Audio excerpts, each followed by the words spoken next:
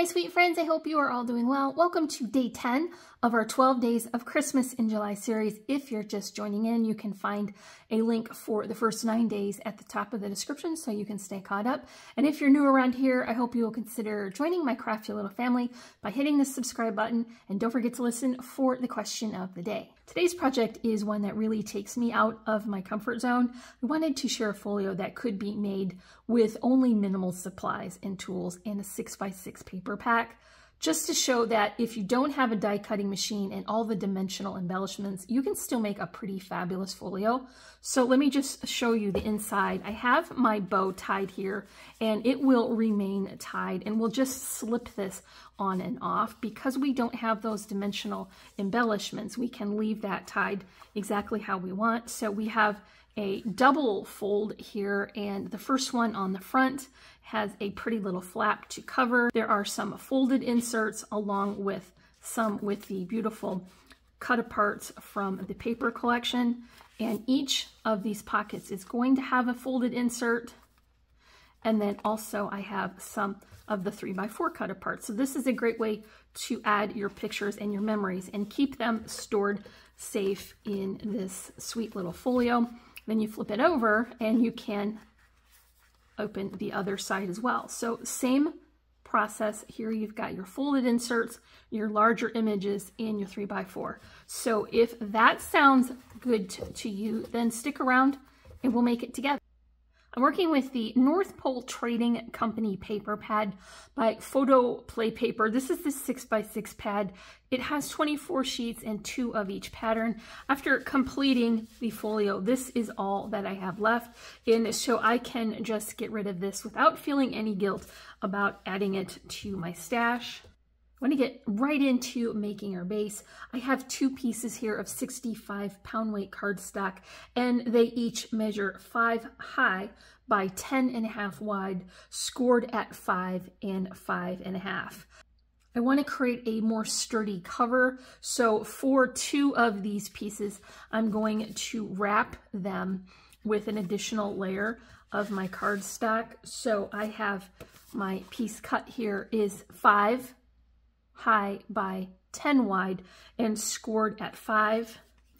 I'm using my 2 glue combo to make sure that this is well secured, and I will bring the corner right up into the score line, keeping it even across the side and bottom.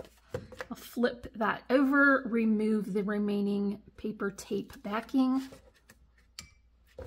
A little bit more Tombow.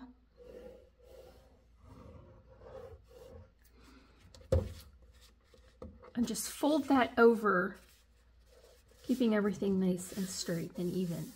So for this double fold, I have one of the spines on the left and the other spine on the right. And so I reinforced this cover side and this cover side. So now I want to create the flaps that will fold over the top. And so I have my paper cut here to be 4 1/4 high by 5 inches wide. I turned that, I scored it at 2, and then also 2.5. I'm just going to add my double-sided tape here for this, and then just line that up. Same as I did, putting the corner along the score line and keeping it nice and straight and even. And for the back portion, I'll just repeat that process, but turn my book around so that I can easily see those corners. And now I have my folio that will open this way and then this way. I'm just going to set this aside temporarily so that we can work on our pocket pages. So I have my pattern paper here cut to be 4 7/8 by 4 7/8. And then I have my pocket piece of green cardstock, and it is cut to be 2.5 high by 6 wide. I think the easiest way to achieve a good pocket that has room for lots of inserts is to wrap the card stock around the back. And so I'm gonna come in and add a score at 2 inches, and this will be the bottom portion. Then I will bring that to the longer side and position this so that the edge of the pattern paper will fall right where there is a full groove showing, and score there. And then move this down very carefully with both pieces together until there is a groove on the other side. And now you have the perfect score lines to fit your piece of paper. I'm going to clip through this corner right where those score lines intersect. And then I'll just pre-crease them. I want to add my double-sided adhesive tape along the outside of these flaps. And I have already added my adhesive to the back of my pattern paper. I want to make sure to have the correct orientation of those images. So I'm just going to set this into that pocket and fold the flaps up so that I can get that positioned exactly right where I want it to be. And then I'll push those flaps over and remove the remaining backing. I can bring my base back in now. It will be easier to work on this if you can get all of the papers flat as you can. And then I'm going to center this here right along the page. You'll get a border of that green cardstock showing as well. And then I do want to finish the top of the pocket with pattern paper. So this is cut to be 1 7/8 inch high by 5 3/4.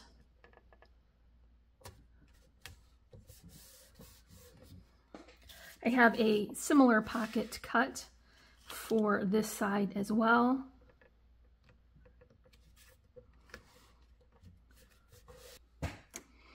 Okay, so I'm just going to flip this over and finish this side as well. I have prepared these pages with the exact same measurements and the exact same process.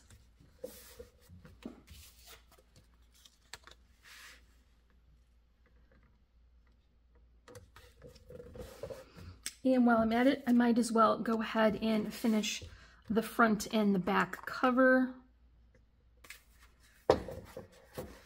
And the remaining flap here on the cover, this is 1 7/8 by 5 7/8.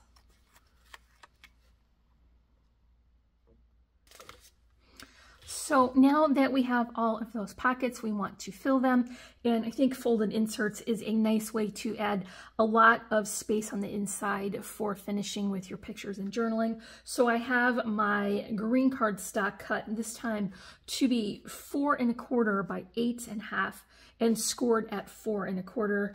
And I'm going to finish the pages with my collection paper.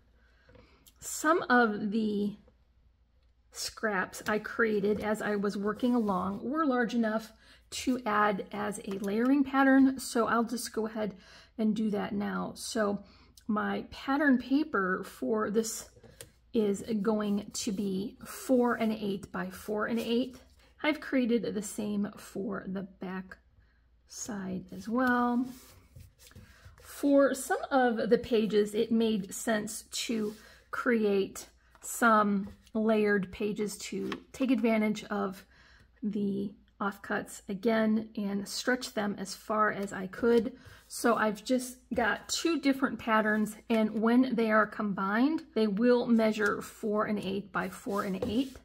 So that is our first folded insert. For the second folded insert, I am going to layer my offcuts again, and that's just because this particular paper pad had only so many full-size patterns that weren't actually the cut aparts. So I'm just having to join different patterns together, and that's okay. It's a good way to stretch that paper pad and get as much mileage out of it as you can. Now you see we have that hole where it would have been hanging as a display. I thought it would be nice to bring in the border strips that were part of one of the cut aparts.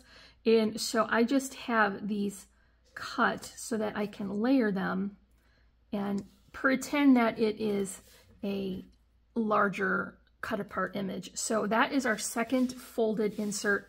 I did finish the inside with the collection papers as well. And then there are two sizes of inserts left. These are not folding, but I think this is a nice place to put your pictures on the back so that you can include all those into the pockets. And so this was one of the 4x6 cut aparts, and I just clipped it down so that it would fit into our pocket. And then I also have the 3x4 cut aparts, and then I used the same green cardstock as a border so that they would all look nice and finished. So I want to arrange these in my pockets so that one of the folded inserts will come out and be an extra layering detail, and then one goes into the pocket along with my 3x4 cards. So now this is really getting thick and chunky and nice, and that will fill up the amount of space. Let's flip this over and repeat that by filling in the pockets on this side. So once again, I've got my larger image and my folded inserts with the layered pattern papers. There's a second insert, and then the journal cut aparts. Okay, so now the last thing we have to do for our folio is to add a ribbon closure. I just want to wrap my ribbon around the folio and tie it in a bow that will remain stationary so that I can just slide it on and off. Since we don't have those dimensional embellishments, we can just leave this tied and just slip it on and off. So tie a pretty bow here, get it pretty snug. This is a delicate stitched satin in lime juice, and it is my favorite for all of my Christmas projects that have green cardstock. So that is all, and it is a good time for the question of the day. What is your favorite Christmas movie? For a classic choice, for me, I would pick either Christmas Vacation or Elf. But if you are a fan of B movies like I am, you might be familiar with a real gem from 1964 called Santa Claus Conquers the Martians. It is absolutely ridiculous and fabulous all at the same time, and it's available to watch on Amazon Prime, so you should definitely check that out. Let me know what your favorite is in the comments below. That's it for day 10 of our 12 Days of Christmas series. Don't forget to come back tomorrow for day 11. If you enjoyed this video, make sure to let me know in the comments and give me a big thumbs up for this tutorial. If you haven't already, I would love for you to subscribe to my channel. And remember, you can find links for all of the socials as well as the products I mentioned today in the description below. And as always, I'm wishing you a happy and productive day, and I thank you so much for watching. Bye!